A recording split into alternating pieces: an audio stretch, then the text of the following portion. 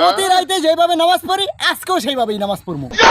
তার মানে তুই সবে বরাতে রাইতে সারা রাত নামাজ পড়বি না? এ বেটা উল্টা পাল্টা ইসলাম মানুষ না। এই ভাগ্য রাইতের জন্য কি আলাদা কোনো নামাজ আছে নাকি? যা আছে সেটা তো নফল নামাজ। আর এই নফল নামাজ তো প্রতি রাইতেই পড়া যায়। এটা তো আজকের রাত্রের জন্য বিশেষ কিছু না। তার মানে আজকে তুই সবার রাতে নামাজ পড়বি না?